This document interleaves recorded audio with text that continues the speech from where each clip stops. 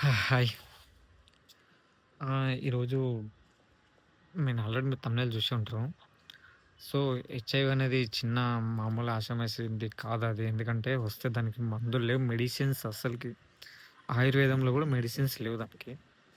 So, దాన్ని ఎలా మనం సాల్వ్ అప్ జేసుకోవాలి? ఎలా అంటే దాన్ని సాల్వ్ అప్ జేసుకోవడానికి ఎలాంటి ప్రాబ్లమ్స్ అంటే ఎలాంటి సొల్యూషన్స్ లేవు. ఉన్నది ఏందంటే మీరు ఆహ్, ఏదైతే హెచ్ఐవి వచ్చిందో దాన్ని మీరు మెడిసిన్స్‌తో జస్టు ఏమంటారు? ఒక హద్దులో పెట్టుకొని మెయింటైన్ చేసుకోవచ్చు గానీ, దానికి తగ్గే అవకాశాలు లేవు. సో, దానికన్నా ముందులు హెచ్ఐవి ఎలా వస్తది? మన పూర్వం లేనిది ఇప్పుడెందుకింత వైరల్‌గా మారిందంటే, నాకు తెలిసిన విషయంలో చెప్తాను నేను. ఆహ్, మనం బాగా పూర్వంకెళ్తేనే రాజులు దాదాపు ఒకరొకరు 10 మంది భార్యలను చేసుకునేవాళ్ళు. అప్పట్లో లేని రోగం ఇప్పుడెందుకొచ్చింది? సో, అప్పుడు ఏందంటే, ఏ రాణి అయినా గాని ఎవరిని గోకేది గాదు. ఒక రాణి బయటికి రావాలన్నా గూడా ఎన్నో కండిషన్స్ ఉండేటివి.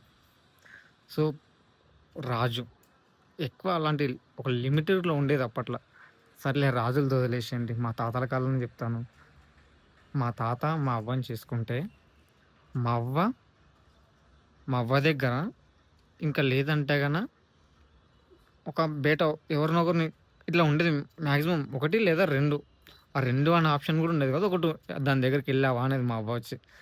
దాని దగ్గరికొచ్చేసి పోయిచ్చినట్టున్నావు గదా! ఇలాంటి టాపిక్స్ వచ్చేది అప్పుడప్పుడు. ఇలాంటి చిన్న చిన్న గొడవలుండేది. కానీ అప్పుడు గూడా లిమిటే. ఇట్లా మళ్ళా అవతల ఎవరైతే మా తాతని పెట్టుకున్నారో, అది గూడా మా తాత కోసమే వెయిట్ జేషేది. మిగతా వేరే ఎవ్వరి కోసం వెయిట్ జేషేది కాదు. అలా ఉండేది అప్పట్ల. సో, ఇప్పుడు జనరేషన్ జూసుకుందాం మనం. సపోజ్ నువ్వు ఒకరిని ప్రేమించినావు. తను నిన్ను ప్రేమిస్తుంది. ఇది లిమిటెడ్. అన్‌లిమిటెడ్ ఎట్లుంటది తెలుసా? నువ్వు తనని ప్రేమించినావు. తను నిన్ను ప్రేమించింది. తనింక వేరోడిని ప్రేమించింది. వాడు ఇంకో దాన్ని ప్రేమించినాడు. వాని దగ్గర పడుకుంటది. మళ్ళా వచ్చి నీ దగ్గర పడుకుంటది. షాపింగ్ కోసం ఇంకొకని దగ్గరికెళ్తది. లేదా ఊరికెళ్ళినప్పుడు ఊర్లో కూడా ఉంటాడు. సపోజ్ మీకు కూడా అంతే అండి. నేను అమ్మాయిల గురించి మాట్లాడట్లేదు. అబ్బాయిల గురించి చెప్తున్నాను. నీ లవర్ దగ్గరికి పోతావు. సమ్‌టైమ్స్ ఆంటీ దగ్గరికి పోతావు. ఇలాంటి సిట్యుయేషన్సే జరుగుతున్నాయి. ఇది ట్రూ నిజం చెప్తున్నాను. ఎందుకంటే నేను క్యాబ్ డ్రైవర్‌గా చేస్తున్నప్పుడు ప్రస్తుతానికి క్యాబ్ డ్రైవర్‌గా చేస్తున్నప్పుడు ఒక విలేజ్‌లో ఎట్లుంటది? విలేజ్ అంటే సంథింగ్ ఒక టౌన్ అనుకుందాం. సరేలే ఒక చిన్న టౌన్ అనుకుందాం. ఒక కరీంనగర్ అనుకుందాం. కరీంనగర్‌లో ఎలా ఉంటది? ఆహ్, ఏదైనా ఒక అమ్మాయి ఒక అబ్బాయిని ప్రేమించిందంటే, ఒక అమ్మాయి బయటికొస్తే చుట్టుపక్కల వాళ్ళ వాళ్ళే ఉంటారు. అరే! భయం అమ్మాయికి భయముంటది. అంటే చుట్టుపక్కల మా అమ్మకి తెలిసిన వాళ్ళుండొచ్చు. వాళ్ళ నాన్నకి తెలిసినోళ్ళుండొచ్చు. లేదా వాళ్ళ బాయ్ ఫ్రెండ్‌కి తెలిసిన వాళ్ళుండొచ్చు. లేదంటే వాళ్ళ చుట్టాల రిలేషన్స్ ఉండొచ్చు. సో, ఒకని దగ్గర రిలేషన్‌షిప్ నడపడానికి చానా బెదపడతది ఒక అమ్మాయి. ఇప్పుడు హైదరాబాద్ అనే హైదరాబాద్ లాంటి ఎన్నో నగరాలు బెంగుళూరు ఇంకా మిగతా చూసుకుంటే ముంబై ఇలాంటి నగరాలు చూసుకుంటే ఒక అమ్మాయి హాస్టల్ అంటే చదువుకోవడానికి గాని, జాబ్‌కి గాని ఏదానికైనా ఒక దానికొచ్చిందా హాస్టల్ తీసుకొని ఉంటదా? సపోజ్ ఒక ఏరియా హైదరాబాద్‌లో ఉన్న ఏరియాలు చెప్తున్నా. కూకట్పల్లిలో హాస్టల్ తీసుకొని ఉందా? కూకట్పల్లిలో ఒకడుంటాడు. జాబ్‌కెళ్తుందా? జాబ్ కాడ ఒకడుంటాడు. అలా ఏదైనా మళ్ళా బయటికెళ్ళొచ్చిందా? ఏదైనా ఇన్‌స్టాగ్రామ్‌లో పరిచయం అయితాడా? వాడొకడుంటాడు. తర్వాతొచ్చేసి ఇంకా సమ్‌టైమ్స్ ఏదైనా గాని ఇంకా స్నాప్‌చాట్‌లో ఒకడుంటాడు. అంటే మీ ఈజీగా ఒక 5, 6 మందిని ఈజీగా మెయింటైన్ చేస్తది. ఉన్నోని ఆళ్ళు ఎవడైనా ఈ కాలంలో లవ్ అనేటోడు ఎవ్వడు లేడు. అంటే ఒకప్పుడు లవర్స్ ఎలా ఉండేవాళ్ళు? ప్రేమిస్తే పెళ్లి. అంటే పెళ్లయిన తర్వాతనే ఏదైనా అని ఉండేది. కానీ ఇప్పుడు అలా గాదు. ప్రేమించినామా, ప్రేమ అనే దానికి గూడా పేరు లేదది. ఒక కామం అనుకోవాలంతే. అది జరిగిందా, దాని తర్వాత నువ్వు నచ్చితే ఓకే. లేదంటే లేదు. అంటే 4, 5 మంది దగ్గర ఇవి జరగాల. ఆ 4, 5 మంది ఊకుంటరా? నువ్వు 4, 5 దగ్గర కలుస్తవు. ఆ 4, 5 మంది నీ దగ్గరనే ఒక దగ్గరనే కలుస్తారనుకుంటున్నావా? అది గాదు. మళ్ళా వాడు పోయి ఇంకొకడి దగ్గర కలిసి, ఇంకొకడి దగ్గర కలిసి, ఆడు మళ్ళొచ్చి నీ దగ్గర కలిసి, నువ్వొచ్చి మళ్ళా నీ ఫ్రెండ్ దగ్గర కలిసి, ఇలా మిక్స్‌డ్ అయిపోయి ఇదొక రోగానికి దారితీస్తుంది. దాని పేరే హెచ్ఐవి. సో, ఈ కల్చర్ అంతా ఇట్లా గబ్బులేస్తుందనమాట. చదువుకోవడానికొచ్చినప్పుడు మీ అమ్మ, నాన్న ఎంత కష్టపడి చదివిచ్చుంటారు.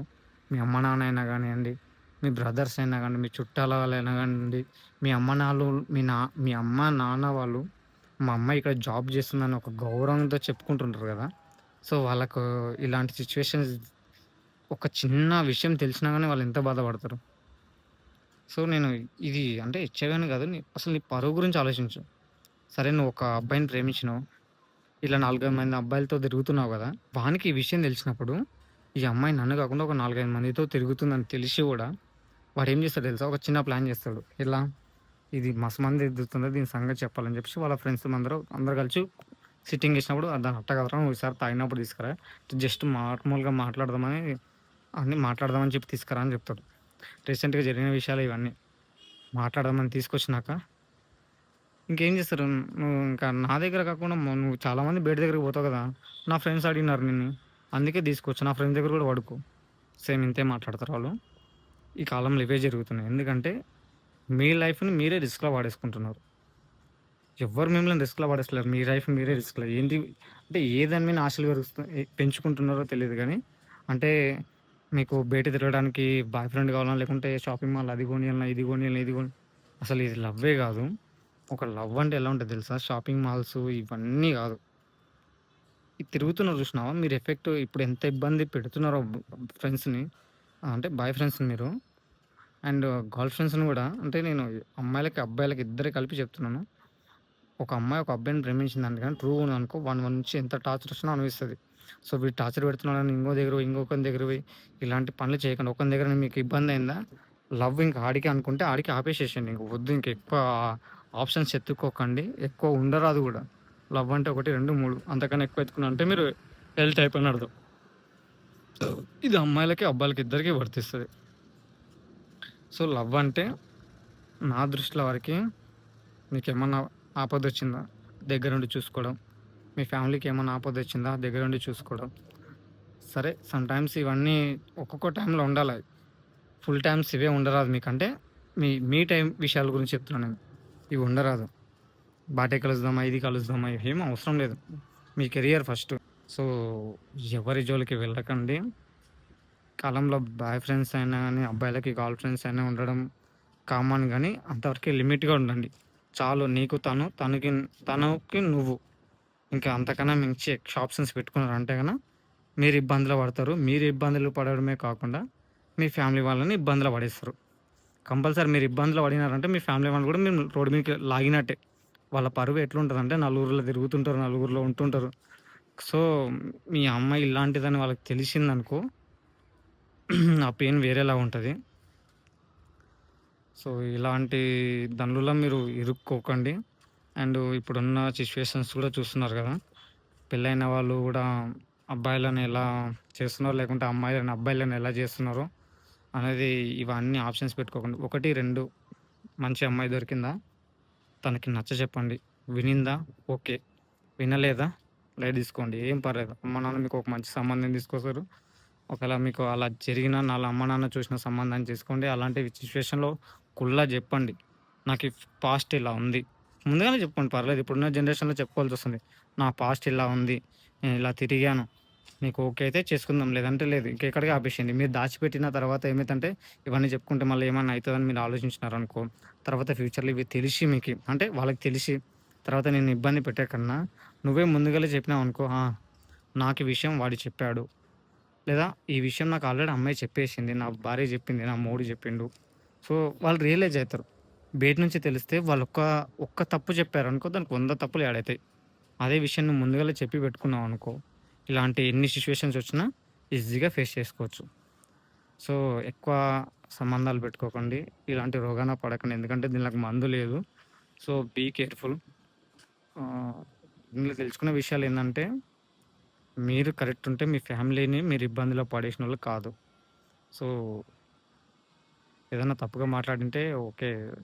సారీ. ఎందుకంటే అంటే ఏమన్నా తప్పుగా మాట్లాడింటే క్షమించండి. ఎందుకంటే నాకు ఈ ఏజ్‌లో నాకు అంతలా ఏమీ తెలియదు. ఉన్న బయటున్న సిట్యుయేషన్స్ చూస్తున్నాను. నా క్యాబ్‌లో ఎక్కిన వాళ్ళని చూసినా దాదాపు ఎందుకంటే నా కార్‌లో కూర్చున్నోళ్ళు ఒక దగ్గర మాట్లాడతారు. నెట్ వస్తలేదని చెప్పేసి మళ్ళా కాల్ కట్ చేసి మళ్ళా వేరేవాడినికి చేస్తారు. మళ్ళా వాడు కట్ చేసి ఇంకొకటి చేస్తారు. నేను పనిలో ఉన్నా మళ్ళీ చేస్తా. ఆఫీస్ కాల్ వస్తుంది. మమ్మీ కాల్ చేస్తుంది. తర్వాత క్యాబ్‌లో కూర్చుంటాం. మళ్ళా మధ్యలో ఒకడిని పిక్ చేసుకుంటారు. ఎటు తీసుకెళ్తున్నావు ఈరోజు నన్ను షాపింగ్ మాల్‌కెళ్తున్నాం. ఇవన్నీ పెట్టుకోకండి. అసలు మరి ఘోరంగా తయారవుతున్నారు అమ్మాయిలైతే చెప్తున్నా కదా!